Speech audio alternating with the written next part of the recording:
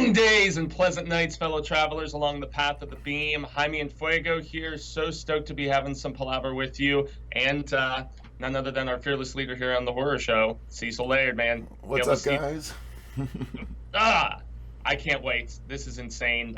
We basically woke up this morning to a surprise trailer for Doctor Sleep, which sequel to The Shining, not a sequel necessarily to Stanley Kubrick's Shining, because there's one character in particular that dies in that film that we know has been cast in this, being Dick Halloran. So this is going to be directly sequelizing and adapting the Doctor Sleep novel from a few years ago that I absolutely loved. This was a film originally coming out in January that has been since pushed to November 7th, if I recall release date correctly. November 8th. So, yeah, studio Warner Brothers has some faith in it, and I could not be more excited. What's your thoughts, man? Yeah, honestly, I am quite excited about this, and here's why. I love the story of The Shining. I'm not the hugest fan of the Kubrick one. I completely respect it as a masterwork of film, but it's a little slow for my taste, so I've never really gotten as into it. But Jack's performance is obviously undeniable. The kid and Wendy a little bit less so. But yeah, I enjoyed those movies. I actually liked the TV version better when I was growing up because of the hedge animals and a couple of the other things, a bit more emotional for me. So I liked the story, and when I heard that Doctor Sleep was the actual sequel to it, I was very interested in the story, but I never really asked you or anyone what the book was about. And I think I was purposely kind of avoiding it just in case we got a film adaptation, because now I can actually go in not knowing anything about the story, just knowing that it's an adult Danny Torrance and apparently Mike Hanlon's involved. Was that his name? Did I get that right? Dick Halloran. Dick Halloran. Mike Hanlon's from It, right? Mm-hmm. Yeah, so Dick Halloran, sorry. But outside of knowing that, I don't know anything about it. So I'm really excited to see what we're going to get here. Although they did label this as a teaser trailer, so it's probably not going to be the story trailer explaining what's going on and stuff like that. It's probably just going to be flashes set to music and stuff like that. Yeah, I'm expecting visceral imagery and everything, but I mean, I have the utmost faith in Mike Flanagan being behind this, man. And I forgot about that. Yeah, writing and directing it. And initially, Akiva Goldsman, who has been kind of a hack and done, hit and miss work. I guess Flanagan went and completely rewrote his script. And yeah, man, he hasn't made a bad film from what you've said. I still haven't seen Absentia or Oculus, but I've seen everything else that he's done and just been so immensely impressed. And he did a great job with Gerald's Game, the perceivably unadaptable Stephen King novel. So this has so much awesomeness going on in it, and Ewan McGregor, Rebecca Ferguson. I can't wait. So all right, so let me get her pulled up here. All right, and we'll do the standard countdown, of course, but sure. Let me make sure that it's pulled up on the windy. All right, so there we go, and here we go. Ready for the countdown, okay? In 3, 2, 1, go.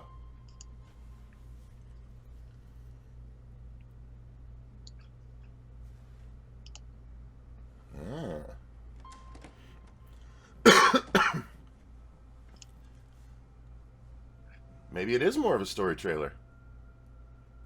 The chalkboard's telling him messages?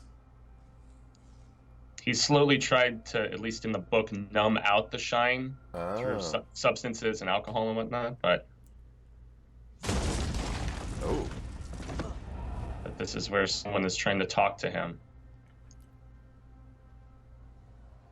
Ooh, uh-oh. Uh-oh.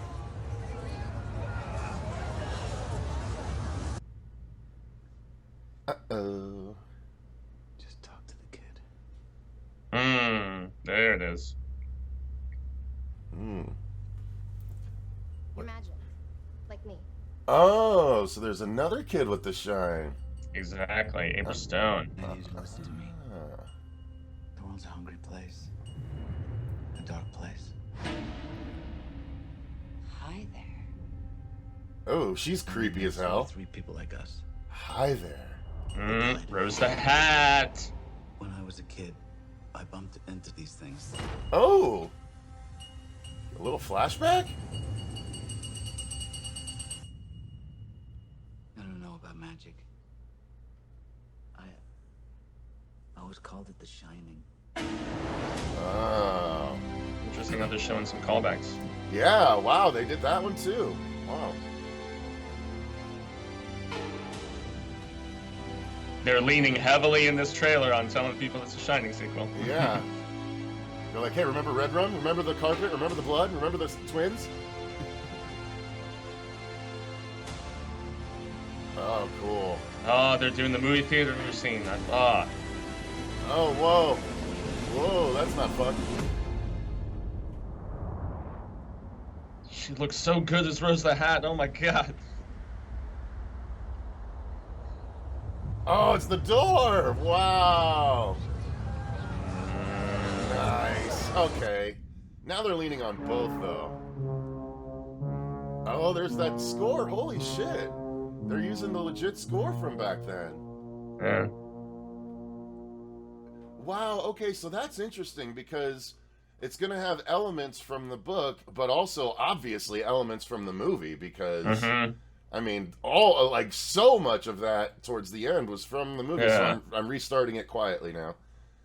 Yeah, and honestly, I'm fine with that as long as it's not stuff that contradicts, you know, and the imagery that they're relying upon does not contradict. And I mean, the door is in the source material too. It's in Oh, the is it book. really? Okay. Yeah, and he's just going around with like a big mallet as opposed to an axe, you know. So, Okay. like in the miniseries, actually. It's so interesting that, oh, one of those croquet mallets? or whatever? Croquet mallet, yeah. So he Wow. goes around with a croquet mallet, smashing around and going after them and stuff. So I have that- yet to that's see a one- croquet mallet that could get through a door like that. I mean, they are not made that well, but okay. Must be a real fancy croquet Obviously, mallet. they don't have the "Here's Johnny" line. That's only from the Kubrick version. But Oh, is that okay? Well, yeah, they don't need to reference that. They get that reference just by putting his face in the door. You know what I mean? Like all the people that watch the movie. This movie's gonna make a ton of money, dude. This movie's gonna make Boy, I a hope so. ton of money. Are you kidding me? Leaning so heavily on the fact, like, no one's gonna know that this is a sequel to the book rather than the movie. People are gonna obviously think this is a sequel to the movie. They don't even show Dick Halloran in the trailer. Well, So because it's he not really only shows up at the very beginning. Because Oh, the beginning of the book is almost an epilogue to to The Shining and how Oh. like some of the spirits have kind of gone after them and are like in the point they're in like Florida if I remember correctly, and he's still seeing them. And this is where I could go into the whole premise because in this trailer where we see him getting the messages from the girl, that's like 100 maybe 200 pages into the book because when we first meet Danny Torrance all grown up, he's a lot like his father without spoiling anything. And yeah, when we see him in the scrubs and actually working as the Dr. Sleep character, that's where his mind isn't clouded with substances and all these different things. And that's when he starts to feel the shine again because he was just trying to numb it and, you know, just kind of get it out of his head through, you know, drinking and drugs and stuff like that. I don't know half of what's going on in this trailer, but I'm very interested. Well, in I sure do, and that it's getting me insanely excited because I could tell you about what this, you know, Ferguson's character, who you're seeing, this chick with the crazy eyes and the hat and everything. She's Yeah. our main, you know, she's our main villain. Her name is Rose the Hat, and she basically is part of a group of psychic vampires called the True Knot that go around looking for kids with the shine, and they torture and suck the power out of them and like drain them and kill them, so to speak.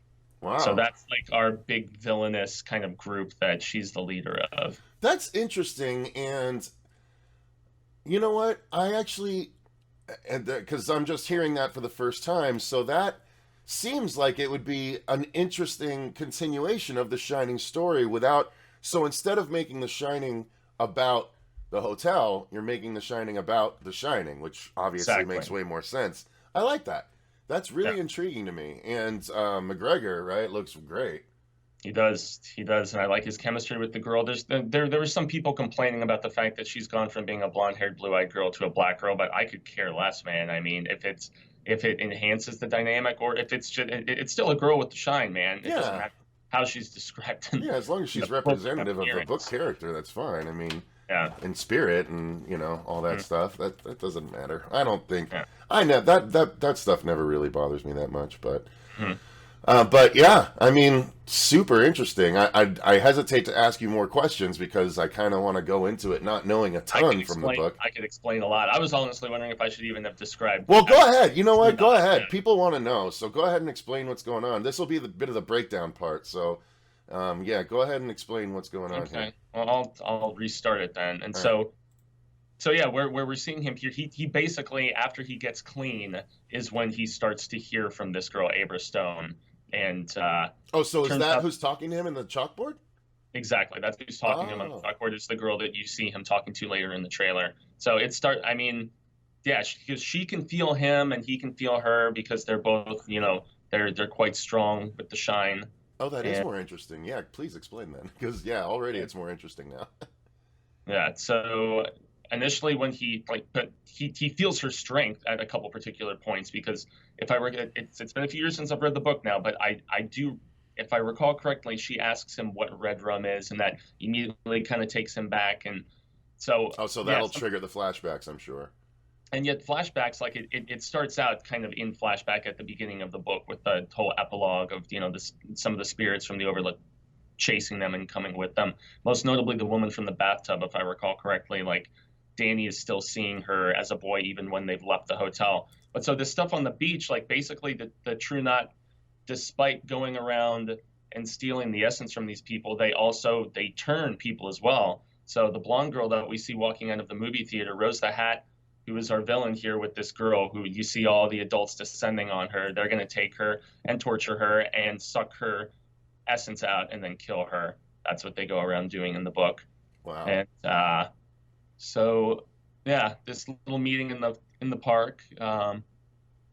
Just be careful, don't spoil too much. But that's what I'm trying not to. Yeah. Okay. So obviously, blood from the Shining elevator. That's not in the book. So, but these are iconic images that they can still use without contradicting things from the book. Mm-hmm.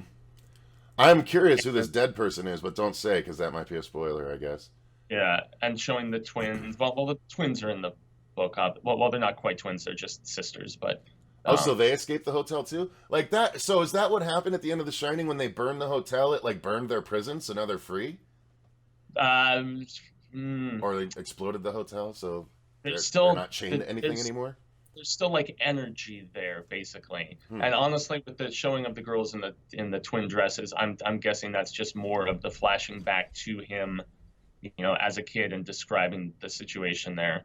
But well, I'm interested. This is a great looking trailer, man. I wouldn't have expected anything less from Flanagan. Just the utmost respect that he has for Stephen King and for the source material and everything. And visually this looks like the True Knot look dark and foreboding, which is like, I don't know. I found in some ways, and a lot of people say it's blasphemy, I actually prefer Dr. Sleep to The Shining in book form as well. The Shining is very solid, but there is just something about this book and Revival specifically from the stuff King has done in about the last decade, 15 years or so, that just really resonated with me, man. And Danny's character, when we first meet him as an adult, and he's in bad shape. Like, if anyone's read the book and canny, that's, I can't spoil what that means, but there's a scene that, anyway. We'll see it in the movie, I'd imagine. All right, well, let's not make this too terribly long, so let's go ahead and wrap it up there. So why don't you guys let us know in the comments down below, what did you think of the trailer for Dr. Sleep? Are you as excited about it as we are? Are you interested? Are you not interested? I imagine everyone's going to be like, yeah, I'm interested. So let us know in those comments. While you're down there, click the like button if you enjoyed the video and subscribe if you want to see more stuff like this going forward. We will be covering everything Dr. Sleep going forward. Thank you guys very much. Until next time, I've been Cecil Laird. So the wheel comes back around. I'm Jaime and Fuego. And remember, stay scared. The True Knot.